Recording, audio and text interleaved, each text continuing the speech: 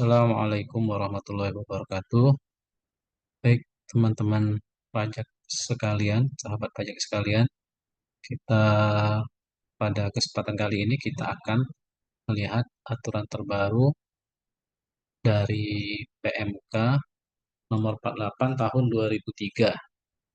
Ya, jadi ini PMK tentang pajak penghasilan PPH dan garis miring atau PPN atas penjualan atau penyerahan emas perhiasan, emas batangan, perhiasan yang bahan seluruhnya bukan dari emas, batu permata, dan garis miring atau batu lainnya yang sejenis, serta jasa yang terkait dengan emas perhiasan, emas batangan, perhiasan yang bahan seluruhnya bukan dari emas, dan garis miring atau batu permata, dan garis miring atau batu lainnya yang sejenis yang dilakukan oleh pabrikan emas perhiasan, pedagang emas perhiasan, dan garis miring atau pengusaha emas batangan.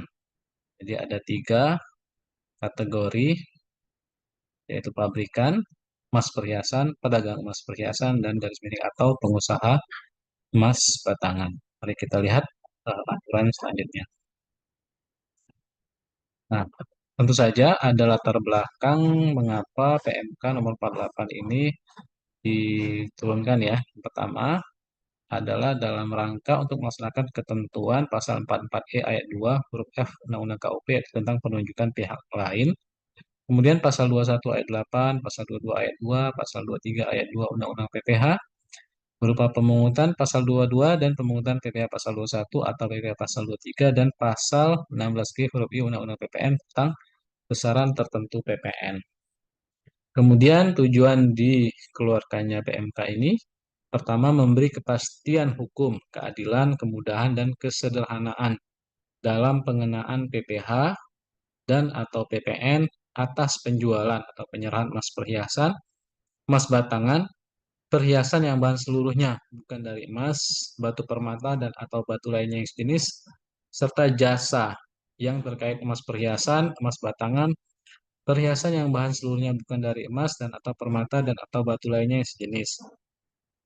Kemudian di sini juga PMK ini mengubah PMK sebelumnya, yaitu PMK nomor 34 PMK titik 010 2017 tentang pemungutan PPh pasal 22 sehubungan dengan pembayaran atas penyerahan BKP barang atas penyerahan barang dan kegiatan di bidang impor atau kegiatan usaha di bidang lain sebagaimana telah beberapa kali diubah terakhir dengan PMK nomor 41 PMK 010 2022 yang berkaitan dengan penjualan emas batangan di dalam negeri.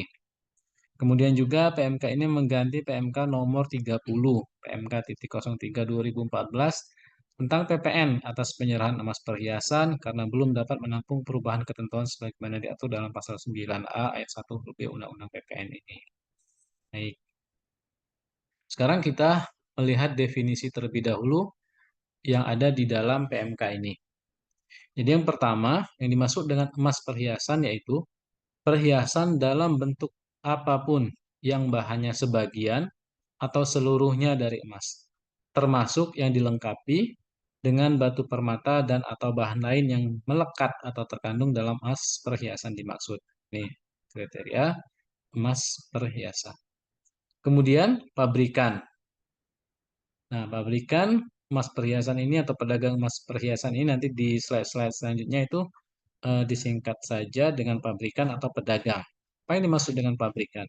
Jadi pabrikan emas perhiasan ini atau pabrikan yaitu pengusaha yang menghasilkan emas perhiasan dan melakukan kegiatan jual beli emas perhiasan dan atau penyerahan jasa yang terkait dengan emas perhiasan. Kemudian yang dimaksud dengan pedagang emas perhiasan, atau di sini nanti kita sebut dengan pedagang saja, yaitu pengusaha yang melakukan kegiatan jual beli emas perhiasan dan atau penyerahan jasa yang terkait dengan emas perhiasan. Dalam hal ini bisa jadi dia distributor atau grosir dan bisa berupa grosir dan eceran.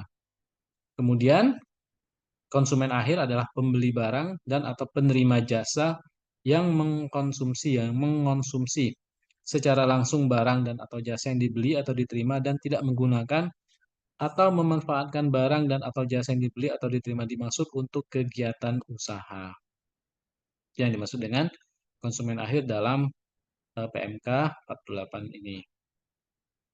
Nah, bagaimana ketentuannya? Jadi PPN dan PPH dan PPN atas penjualan atau penyerahan emas perhiasan, mari kita lihat. Yang pertama itu PPH ya. PPH yang dilakukan oleh pabrikan atau pedagang atau pihak lain, pasal 32 A Undang-Undang KUP. Jadi yang pertama, pabrikan atau pedagang ini wajib memungut PPH pasal 22 sebesar 0,25% dari harga jual, kecuali penjualan emas perhiasan kepada konsumen akhir. Jadi kepada konsumen akhir itu dikecualikan dari pemungutan PPh pasal 22. Jadi pemungutan yang dibebaskan ini juga dikecualikan dari pemungutan PPh pasal 22 ini tanpa melalui SKB. Kemudian yang kedua, WP yang dikenai PPh final ya, PP 55 tahun 2022 SPP 23 atau WP yang memiliki SKB pemungutan PPh pasal 22.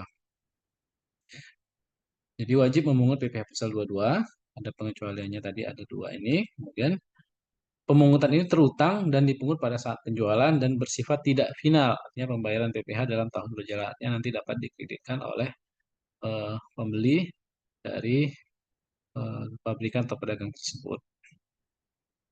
Kemudian bagaimana dengan PPN-nya? Nah, pertama itu dua eh, ada dua kriteria, yaitu bagi PKP pabrikan ya, dalam hal ini pabrikan tadi yaitu yang di slide sebelumnya itu sebagai yang menghasilkan ya, sebagai menghasilkan, maka PPN yang dikenakan terhadap PKP pabrikan ini wajib memungut PPN dengan besaran tertentu sebesar 1,1%. Ya, ini ada keterangannya ya, nanti ketika tarif pajak naik ya bisa jadi nanti tarifnya juga naik dari harga jual untuk penyerahan emas perhiasan hasil produksi sendiri kepada pabrikan lainnya dan pedagang.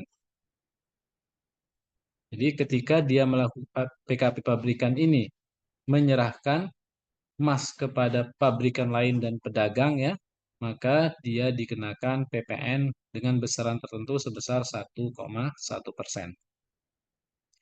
Dan ketika dia melakukan penyerahan kepada konsumen akhir, jadi PKP pabrikan juga bisa selain dia melakukan penyerahan kepada pabrikan lain dan pedagang, dia juga bisa menyerahkan kepada konsumen akhir, maka tarifnya adalah 1,65% kali harga jual. Nah, bagaimana pengenaan bagi PKP pedagang ya, PPN bagi PKP pedagang? Maka PKP pedagang wajib memungut PPN dengan besaran tertentu sebesar 1,1% dari harga jual untuk penyerahan emas perhiasan kepada pedagang lain dan konsumen akhir. Jadi ketika PKP pedagang ini melakukan penyerahan emas kepada pedagang lain ataupun kepada konsumen akhir, dalam hal PKP tersebut, PKP ini memiliki faktur pajak lengkap atas perolehan emas perhiasan dan atau dokumen tertentu yang dipersamakan dengan faktur pajak atas impor, misalnya atas impor emas perhiasan dimaksud. Jadi, ketika PKP pedagang ini melakukan penyerahan emas kepada pedagang lain dan konsumen akhir, dan dia memiliki faktur pajak lengkap atas perolehan emas tersebut, maka penyerahannya sebesar PPN-nya sebesar 1,1 dari harga jual. Kemudian, jika dia tidak memiliki faktur pajak lengkap atas perolehan emas tersebut, maka PKP pedagang tersebut yang melakukan penyerahan emas perhiasan kepada pedagang lain dan konsumen akhir, maka dia wajib mengenakan PPN, wajib memungut PPN ya, dalam ini memungut sebesar 1,65% dari harga jual ketika dia melakukan penyerahan kepada pedagang lain dan konsumen akhir, di mana atas penyerahan emas tersebut dia tidak memiliki faktur pajak lengkap. Kemudian 0% dari harga jual ketika dia melakukan penyerahan kepada pabrikan kembali ya. Jadi ketika misalnya mengembalikan barang yang dia beli kepada pabrikan, maka dia dikenakan tarif 0% dari harga jual. Oke, kita lanjut. Nah, ini contoh bagaimana contoh faktur pajak atas perolehan emas perhiasan yang menjadi dasar penentuan besaran tertentu bagi pedagang. Kita lihat di sini misalnya adalah PTG. PTG ini merupakan PKP dan dia merupakan pabrikan emas perhiasan. Sedangkan di sini ada PTE. PTE ini juga merupakan PKP. Kemudian PTE ini tidak melakukan pemusatan. Tidak melakukan pemusatan atas PPN-nya. Dan PTE ini merupakan pedagang emas. Jadi ketika PTG melakukan penyerahan kepada PTE berupa emas perhiasan PTG ini, maka PTG menerbitkan faktur faktur pajak. Kemudian selanjutnya PTE sebagai pedagang emas misalnya melakukan penyerahan emas kepada konsumen, maka dia juga menerbitkan faktur pajak. Nah, selanjutnya misalnya PTE ini mempunyai cabang, maka ya emas perhiasan yang dilakukan oleh cabang itu yang diserahkan kepada konsumen, dalam hal ini dilakukan oleh PTE cabang, ya sama juga PTE menerbitkan faktur pajak ya untuk pajak cabang ya. Dalam hal ini PKP PTE ini tidak melakukan pemusatan ya, sehingga faktur pajak tetap diterbitkan oleh PTE sebagai cabangnya. Artinya masing-masing PTE sebagai pusat dia merupakan PKP dan juga PTE cabang juga harus wajib memiliki berstatus sebagai PKP dan menerbitkan faktur pajak atas nama PTE cabang ya, karena dia tidak melakukan pemusatan. Kita lihat keterangannya di sini dari faktur pajak cabang E ini. Besaran tertentu PPN yang dipungut atas penyerahan emas perhiasan G oleh PTE cabang kepada konsumen ditentukan berdasarkan pada kepemilikan faktur pajak G, bukan faktur pajak E pusat. Jadi PTE pusat dan PTE cabang ini masih satu kesatuan dan faktur pajaknya itu adalah berdasarkan faktur pajak yang di awal ya, faktur pajak di awal yang merupakan faktur pajak G. Di tarifnya tadi sudah ada ketika ada faktur pajak lengkap maka penyerahannya itu dikenakan 1,1% dari harga jual. Kemudian kita tadi untuk emas perhiasan. Sekarang kita melihat untuk PPh dan PPN atas penjualan atau penyerahan emas batangan ya. Yang dimaksud dengan emas batangan ini adalah logam mulia. Nah, pertama kita lihat dulu PPh. Kemudian PPN-nya nanti ya. Jadi PPh yang dilakukan pajak penghasilan atas penyerahan emas batangan ini oleh pabrikan atau pedagang atau pengusaha emas batangan ya. Bisa juga nanti pihak lain kemudian pasal 32 Undang-Undang KUP juga wajib memungut PPh pasal 22 sebesar 0,25% dari harga jual kecuali penjualan emas batangan kepada konsumen akhir. Jadi ini harus dijelaskan kepada konsumen akhir itu dikecualikan dari pemungutan PPh pasal 22. Juga WP yang dikenai PPh final yang memiliki SKB, pemungutan PPh 22 atau Bank Indonesia. Dan ini semuanya tanpa SKB misalnya Bank Indonesia. Kemudian juga dikecualikan melalui pasar fisik emas digital sesuai dengan ketentuan mengenai perdagangan berjangka komoditi juga tanpa SKB. Terutang dan dipungut pada saat penjualan dan bersifat tidak final. Ya pembayaran PPh dalam tahun berjalan. Nah, mana pengenaan PPN-nya bagi PKP pabrikan atau PKP pedagang? Maka perlakuan PPN atas penyerahan emas batangan selain untuk kepentingan cadangan devisa negara dilaksanakan sesuai dengan ketentuan peraturan perundang-undangan di bidang perpajakan. Catatan terkait pelakon PPN, dalam hal ini emas batangan untuk kepentingan cadangan devisa negara itu merupakan non-BKP ya, sesuai dengan pasal 4A ayat 2 huruf D Undang-Undang PPN. Dan emas batangan selain untuk kepentingan cadangan devisa negara diberikan fasilitas PPN tidak dipungut. Kriteria emas batangan selain untuk kepentingan cadangan devisa negara yang diberikan fasilitas PPN tidak dipungut, yaitu satu, emas berbentuk batangan, kedua, kadar emas paling rendah sebesar 99,99%, dan kadar tersebut dibuktikan dengan sertifikat. Jadi yang ada sertifikatnya itu menunjukkan bahwasanya itu yang termasuk kriteria emas batangan. Oke, jadi untuk PPN berkaitan dengan PKP pabrik atau PKP pedagang ini dilaksanakan sesuai dengan ketentuan peraturan perundang-undangan bidang perpajakan. Kemudian bagaimana perlakuan untuk PPh dan PPN atas penjualan atau penyerahan perhiasan yang bahan seluruhnya bukan dari emas dan atau batu permata dan atau batu lainnya yang sejenis. Jadi penyerahan perhiasan yang bahan seluruhnya bukan dari emas, yang sebagiannya saja, atau juga penyerahan batu permata atau batu lainnya yang sejenis di barang-barang yang bersifat mempunyai nilai yang tinggi. PPh untuk pabrikan atau pedagang dan juga nanti pihak lain.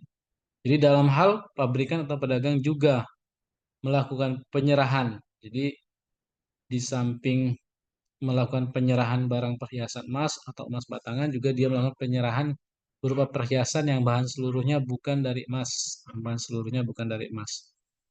Jadi bahan seluruhnya bukan dari emas, artinya sebagian saja bisa jadi mengandung emas. Atau batu permata dan batu lainnya sejenis. Pabrikan atau pedagang wajib memungut PPh pasal 22 sebesar 0,25% dari harga jual kecuali penjualan sama kepada konsumen akhir atau WP yang dikenai PPh final. Atau WP memiliki SKB pemungutan PPh pasal 22. Terutangnya juga dan dipungut pada saat penjualan dan bersifat tidak final, artinya pembayaran PPh dalam tahun berjalan. Kemudian bagaimana perlakuan PPN-nya terhadap penjualan atau penyerahan perhiasan yang bahan seluruhnya bukan dari emas atau batu permata ini? Itu bagi PKP pabrikan atau PKP pedagang, ya PPN-nya ini juga jadi dalam hal PKP pabrikan atau PKP pedagang juga melakukan penyerahan tadi ya. Jadi di samping dia emas perhiasan ataupun emas batangan, maka dia juga melakukan penyerahan perhiasan yang bahan seluruhnya bukan dari emas ini dan atau batu permata dan atau batu lainnya sejenis, maka PKP pabrikan atau PKP pedagang wajib memungut PPN dengan besaran tertentu atas penyerahan yang bahan seluruhnya bukan dari emas dan atau batu permata dan atau batu lainnya sejenis sebesar 1,1% dari harga harga jual. Ini ketentuan PPh dan PPN untuk penyerahan perhiasan yang seluruhnya bukan dari emas atau batu permata dan batu lainnya yang sejenis. Nah, di samping atas penyerahan barangnya, PPh dan PPN juga bisa eh, dikenakan juga atas penyerahan jasa, ya, yaitu jasa yang terkait dengan emas perhiasan ini, jasa yang terkait dengan emas batangan, dan perhiasan dan jasa yang terkait dengan perhiasan yang bahan seluruhnya bukan dari emas dan atau batu permata dan atau batu lainnya yang sejenis. Apa saja jasa yang dimaksud? Jadi yang jasa yang terkait dengan emas perhiasan, emas batangan, perhiasan yang bahan seluruhnya bukan dari emas, batu permata, atau batu lainnya yang sejenis. Yang pertama bisa jadi jasa modifikasi, jasa perbaikan, jasa pelapisan, jasa penyepuhan, jasa pembersihan, dan jasa lainnya yang merupakan nama lain dari jasa sebagaimana dimaksud di atas. Jadi jasa yang berkaitan dengan kegiatan untuk menghasilkan, bisa untuk menghasilkan ataupun berkaitan dengan modifikasi, perbaikan, pelapisan, dan lain sebagainya, atau nama lain apapun yang berkaitan dengan emas ini atau batu permata, dan batu sejenis lainnya, maka itu dinamakan dengan penyerahan jasa. Nah, bagaimana ketentuan PPh dan PPN-nya? Kita lihat, jadi PPh bagi pihak yang membayarkan imbalan jasa. Jadi dia membayar imbalan jasa kepada pihak yang menyediakan jasa ya. Jadi dia wajib memotong PPh pasal 21 dalam hal penerima imbalan yaitu wajib pajak orang pribadi dalam negeri atau PPh pasal 23 ya, dalam hal menerima imbalan wajib pajak badan dalam negeri dan bentuk usaha tetap. Jadi jasa dikenakan PPh pasal 23. Kemudian dengan tarif dan dasar pengenaan pajak sesuai dengan ketentuan yang berlaku. Ya, biasanya pasal 23 ini itu sebesar 2%. Kecuali dalam hal WP yang menerima atau memperoleh imbalan jasa tersebut merupakan WP yang dikenai PPh final ya. Jadi dia punya surat keterangan yang telah menyerahkan fotokopi surat keterangan yang telah terkonfirmasi kebenarannya atau WP yang memiliki SKB, tentang PPh pasal 21 atau PPh pasal 23. Kemudian kaitannya dengan pajak pertambahan nilai atau PPN-nya bagi PKP pabrikan atau PKP pedagang juga wajib memungut PPN dengan besaran tertentu sebesar 1,1% dari penggantian atau dari biaya jasa yang dikeluarkan. Di samping PPN pasal 23, dia juga wajib memungut PPN atas penyerahan jasa tersebut. Selanjutnya coba kita lihat bagaimana imbalan jasa dalam bentuk natura dan atau kenikmatan. Jadi ini kaitannya dengan natura dalam bentuk emas ya, dalam bentuk emas kan. Imbalan jasa dalam bentuk natura atau kenikmatan. Dalam hal imbalan jasa yang terkait dengan emas perhiasan, emas batangan, perhiasan yang bahan seluruhnya bukan dari emas, dan atau batu permata dan atau batu lainnya yang sejenis diberikan dalam bentuk natura dan atau kenikmatan, maka pemotongan PPh pasal 21 atau pasal 23 dilakukan sesuai dengan ketentuan peraturan perundang-undangan di bidang perpajakan. Dalam hal natura dimaksud diberikan dalam bentuk barang, misalnya tadi emas perhiasan, emas batangan, perhiasan yang bahan seluruhnya bukan dari emas atau batu permata atau batu lainnya sejenis, maka atas penyerahan emas perhiasan, emas batangan, perhiasan yang bahan seluruhnya bukan dari emas dan batu permata dan atau batu lainnya sejenis tersebut tidak dilakukan pemungutan PPh pasal 22. Ketika dilakukan dalam bentuk natura atau kenikmatan, tidak dilakukan pemungutan PPh pasal 22. Ini untuk memberikan kepastian dan keadilan ya. Kemudian penyesuaian besarnya PPN yang seharusnya dipungut. Penyesuaian besarnya PPN yang seharusnya dipungut ya. Jadi kondisi pertama, coba kita lihat. Kondisi 1, atas perolehan atau impor emas perhiasan yang tidak memiliki faktur pajak lengkap atau dokumen tertentu.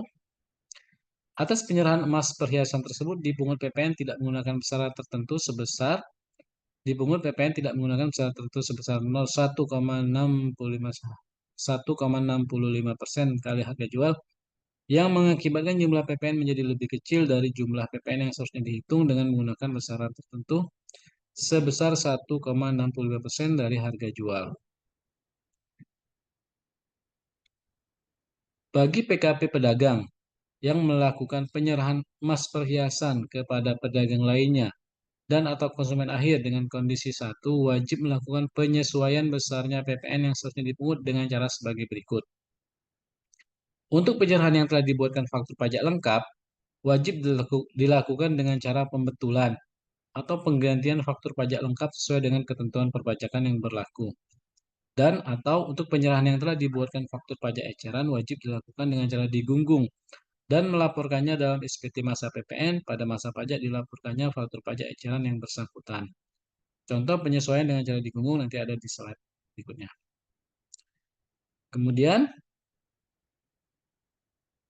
kondisi kedua, atas perolehan atau impor emas perhiasan memiliki faktur pajak lengkap atau dokumen tertentu.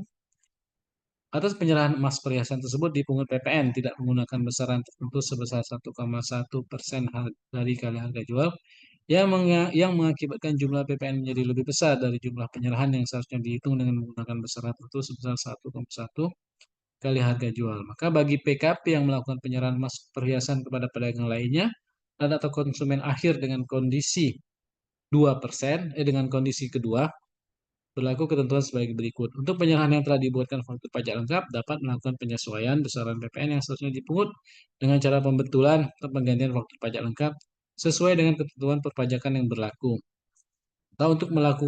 Atau untuk penyerahan yang telah dibuatkan faktur pajak eceran, tidak diperkenankan melakukan penyesuaian besaran PPN yang seharusnya dipungut dengan cara pembetulan penggantian faktur pajak eceran. Bagi pihak yang dipungut dapat mengajukan permohonan pengembalian kelebihan pemungutan PPN yang seharusnya tidak terutang sesuai dengan ketentuan perpajakan yang berlaku. Oke, mungkin untuk jelasnya, coba kita lihat contoh penyesuaian besarnya PPN yang seharusnya dipungut yang dengan cara digunggung ya.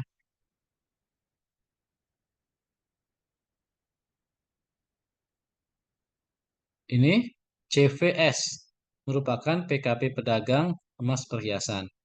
Data penyerahan dan perolehan emas perhiasan serta pelaporan SPT masa PPN untuk masa pajak Oktober 2023, ya, misalnya 2023, yaitu sebagai berikut. Penyerahan emas perhiasan kepada konsumen akhir dengan total harga jual sebesar 1 miliar,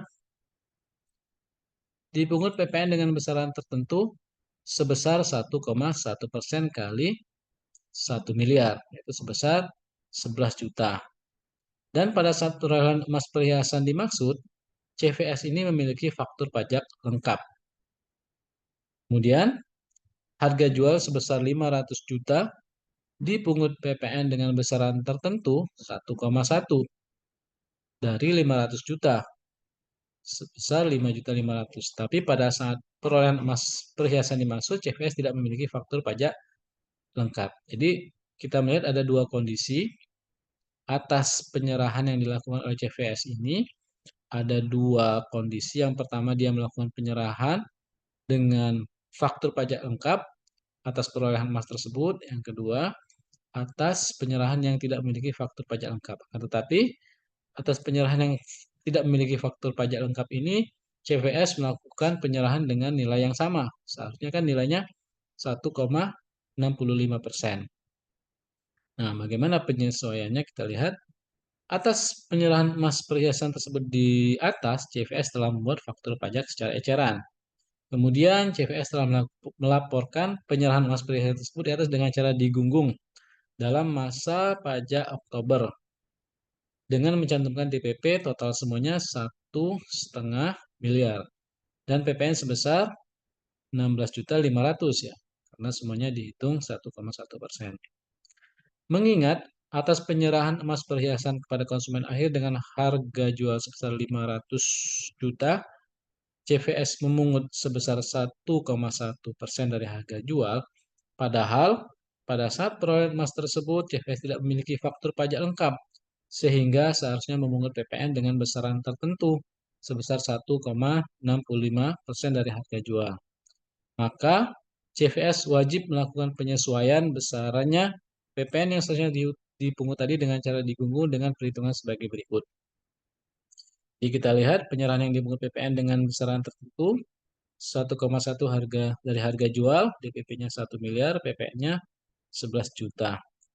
Kemudian besaran yang seharusnya dipungut dengan besaran tertentu 1,65% dari harga jual, jadi 500 juta tadi harusnya dipungut dengan 1,65%, yaitu sebesar 8.250.000.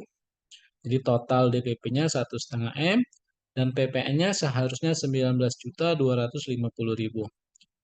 Kan tetapi PPN yang dipungut tadi hanya sebesar 16.500.000. Artinya terdapat PPN yang kurang dipungut sebesar 19.250 dikurang 16.500 itu sebesar 2.750. Nah, bagaimana penyesuaian untuk masa Oktober 2023 ini?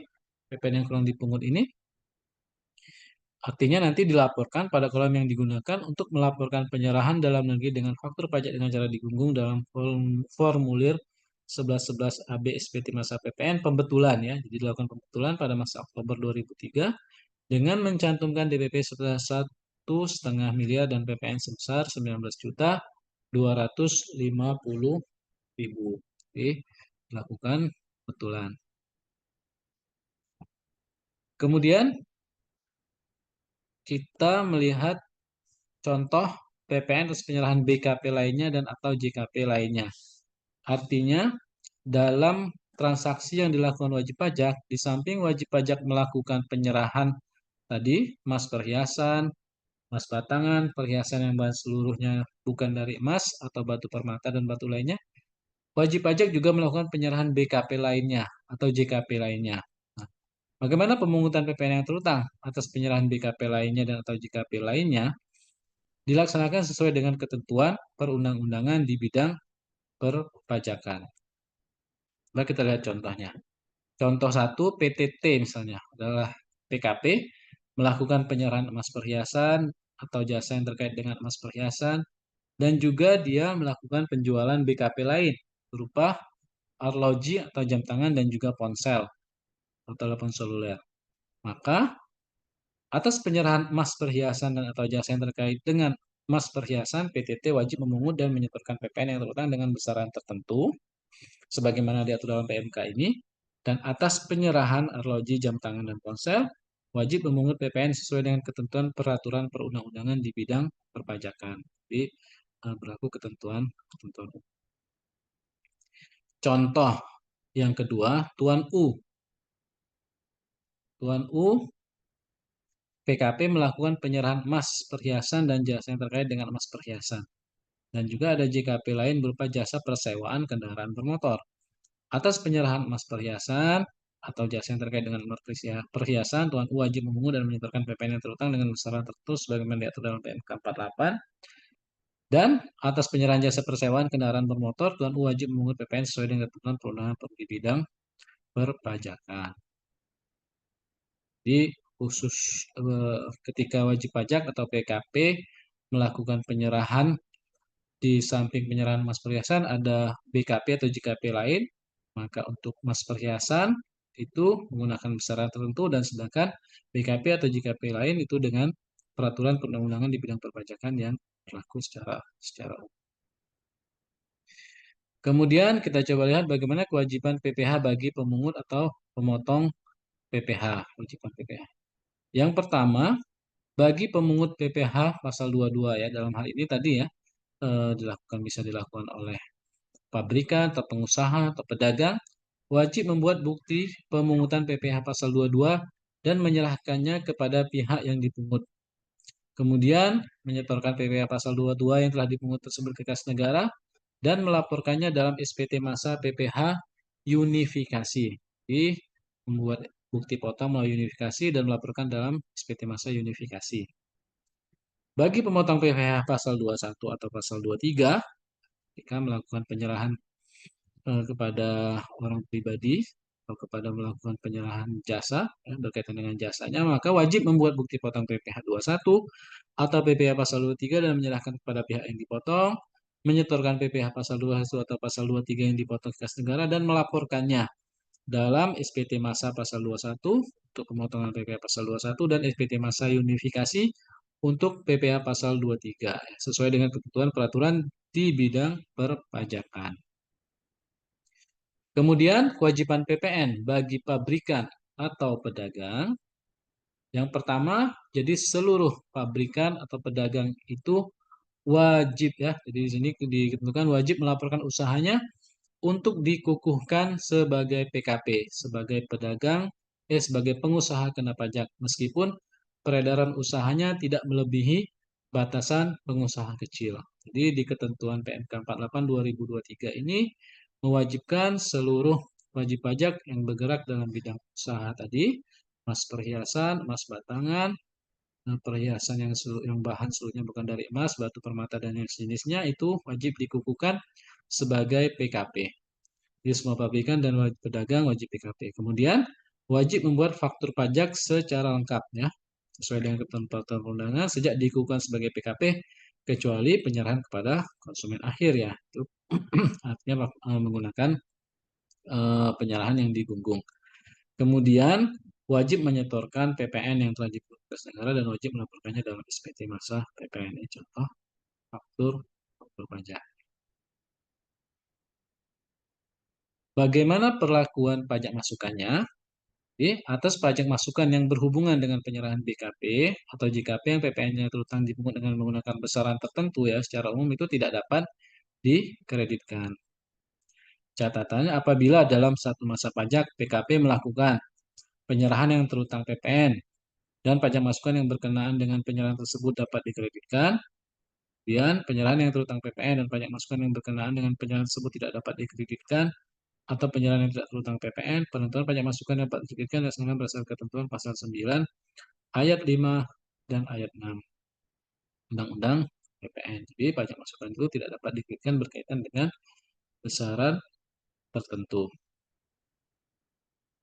Oke, selanjutnya kita melihat perlakuan PPN sebelum pengusaha dikukuhkan sebagai PKP. Jadi sebelum wajib pajak dikukuhkan sebagai PKP, kita coba lihat. Jadi di sini dicontohkan wajib pajak mulai melakukan penyerahan emas perhiasan dan jasa yang berkaitan dengan emas perhiasan itu 22 Mei 2023 ya. Jadi pada saat itu wajib pajak belum dikukuhkan sebagai PKP. Nah, seharusnya pada saat itu wajib pajak bukan seharusnya ya, kemudian wajib pajak melaporkan usahanya untuk dikukuhkan sebagai PKP dan baru dikukuhkan sebagai PKP sebagai PKP pada tanggal 17 Oktober 2023. Jadi sebelum wajib pajak dikukuhkan sebagai PKP, ketentuannya adalah wajib pajak tidak diperkenankan memungut PPN dengan besaran tertentu. Kemudian pajak keluaran yang seharusnya dipungut atau dihitung dengan menggunakan tarif PPN. Pajak keluaran yang seharusnya dipungut dihitung dengan menggunakan tarif PPN. Kemudian pajak masukan yang dapat dikreditkan dihitung dengan menggunakan pedoman pekreditan pajak masukan. Artinya pajak masukan 80% dari pajak keluaran yang seharusnya dipungut. Jadi sebelum dikukuhkan sebagai PKP itu sudah ada kewajiban sudah wajib pajak mengenakan PPN dengan menggunakan tarif PPN pasal 7 ayat 1 Undang-Undang PPN ya. Jadi berlaku tarif umum. Nah, ketika dikukuhkan sebagai PKP, setelah dikukuhkan sebagai PKP, maka setelah itu wajib pajak memungut PPN dengan besaran tertentu dan pajak masukan tidak dapat dikreditkan. Ketentuan peralihan, ini ketentuan umum peralihannya. Jadi penyerahan yang pertama, penyerahan jasa yang terkait dengan emas perhiasan oleh wajib pajak dalam negeri dan DOT yang dilakukan berdasarkan kontrak yang ditandatangani sampai dengan tanggal 30 April 2023 dan pembayaran atas jasa dimaksud dilakukan sejak tanggal 1 Mei, maka tetap dipotong PPh pasal 23 sesuai dengan ketentuan yang diatur dalam PMK ini. Jadi penyerahan jasanya berdasarkan kontrak yang ditandatangani sampai dengan tanggal 30 April dan eh, pembayarannya dilakukan sejak tanggal 1 Mei maka dipotong PPh pasal 23. Bagi PKP yang melakukan yang kedua, ketentuan peralihan bagi PKP yang melakukan penyerahan BKP atau JKP untuk periode tanggal 1 April sampai 30 April berlaku ketentuan sebagai berikut.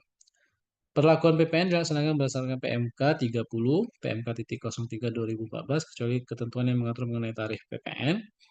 Kemudian tarif PPN dihitung dengan cara mengalihkan tarif pasal 7 ayat 1 huruf A Undang-Undang PPN 11% dengan DPP berupa nilai lain 20% dari harga jual. Jadi tarif efektifnya adalah 2,2% atau 11 kali 20% dari harga jual atau penggantian. Ini ketika periode 1 April sampai dengan 30 April.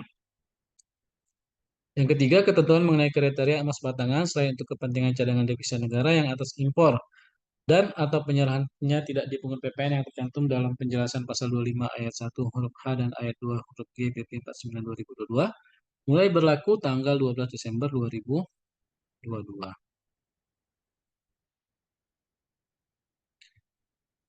Ketentuan yang dicabut dan dinyatakan tidak berlaku. Jadi yang pertama, PMK nomor 30 2014 tentang PPN atas penyerahan emas perhiasan.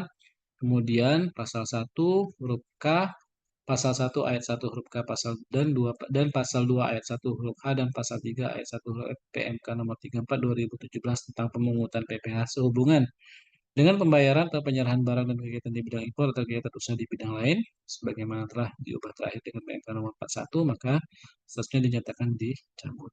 Dan ketentuan ini PMK ini menegaskan saat PMK ini mulai berlaku pada tanggal 1 Mei 2023. Oke, demikian sedikit penjelasan tentang PMK 48 tahun 2023 tentang penyerahan baik berupa barang ataupun jasa yang berkaitan dengan emas perhiasan, emas batangan, perhiasan yang bahan seluruhnya bukan dari emas, batu permata dan batu lainnya sejenis, serta jasa yang terkait dengan ini, itu sesuai dengan PMK nomor 48 sudah mulai berlaku. Ya, mudah-mudahan bermanfaat dan bisa memberikan pengetahuan dan informasi bagi teman-teman pajak sekalian. Dan jangan lupa untuk subscribe, like, share, and comment di channel ini. Mudah-mudahan memberikan kebaikan kepada kita semua. Demikian, Assalamualaikum warahmatullahi wabarakatuh.